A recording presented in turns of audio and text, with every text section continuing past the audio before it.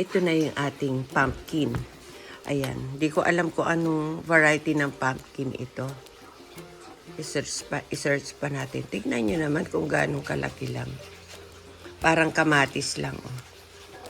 Ayan. Tignan nyo yung kamay ko. Ngayon, hahatiin na natin para itanim ko. Kaya lang naman talaga binili ko tong pumpkin na to kasi gusto ko magtanim dito sa Pilipinas ng ganito. Ayan, hatiin na natin. Oh, may tag-price pa. Galing Walter Mart. 150 pesos. Siguro 150 pesos na malaking kalabasa, 3 piraso na to. Joke lang. Ay, sige, hatiin natin. Oh, matigas nga. Tapos medyo nagka-damage na kasi kaya kailangan na natin hatiin bago pa mabulok yung kanyang buto. At itatanim ko na bukas. Ang tigas niya. Siguro ito malagkit to. Masarap itong gawin soup.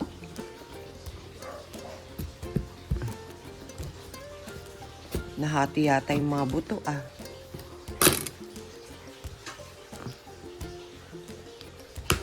Ay! Wala pa naman siyang amoy.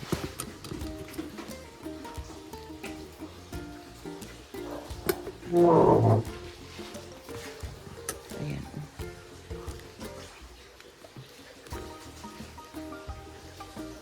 Ay, nandyan kasi yung kanyang kanyang damage sa katawan. Part na to. Natuyot naman siya. Ay, tumagos.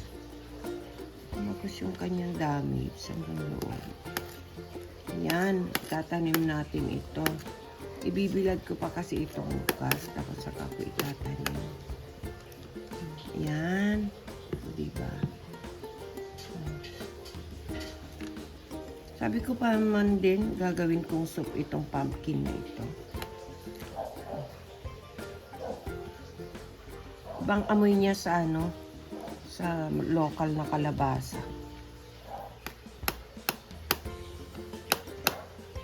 Tapos pati buto. Ayan, first time ko makakita kasi ng buto ng ganito. Ayan. O diba? Sa garden ko kung ano-ano na lang ang aking tinatanim. Diba? Yan. Ito yung ating tatanim.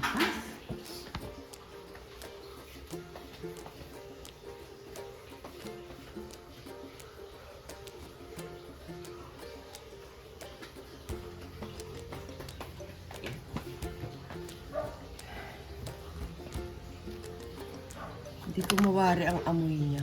Ayan, o, tignan niyo ang ganda. Natural na kulay niya. Yan, may damage nga siya, eh. Ayan. Kaya kailangan nang hatiin ko talaga. Tanggalin lang natin ito. Damage siya. Pero hindi naman siya inuod, eh. Wala ako nakitang uod. Kasugat lang siya talaga. Natakot, baka may uod.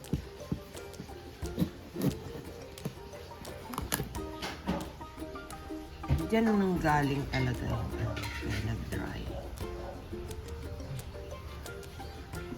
Madami naman na yung kwan.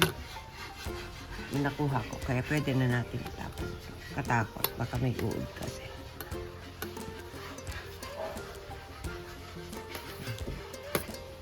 Yan, ito yung tatanong natin.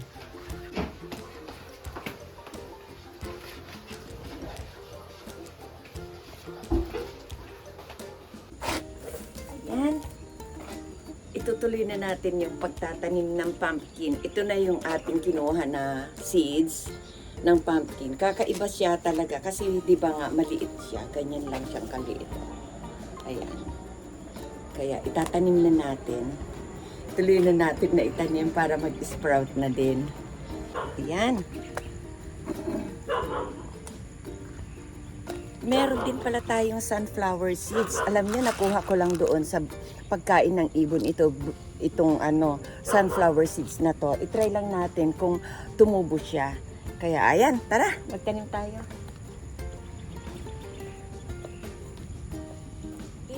ilalagay yung ating pumpkin. Saka maglagay na rin tayo ng sunflower seeds.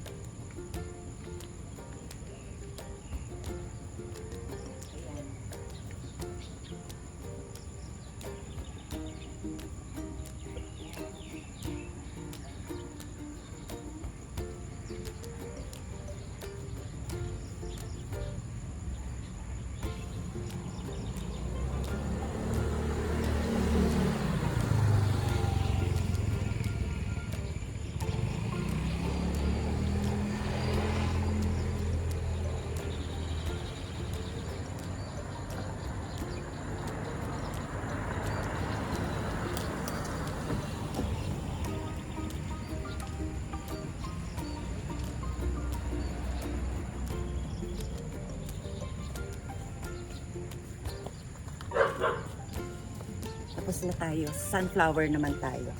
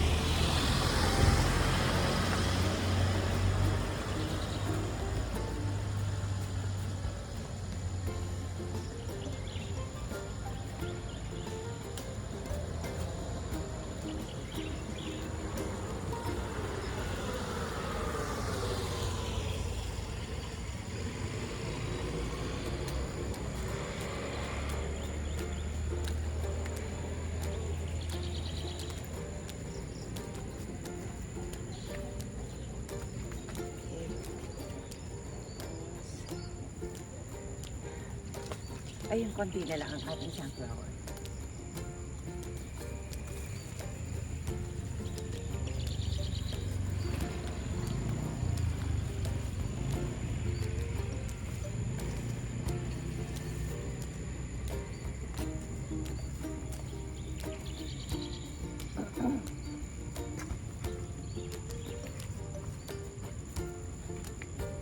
Konti na lang yung ating sunflower.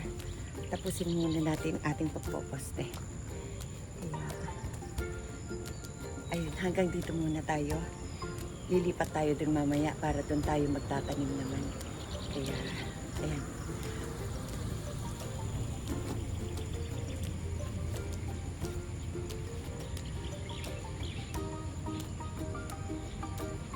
Ayan, hanggang dito na lang. I-follow up ko kayo sa susunod na araw kung mag-sprout na yung ating pumpkin.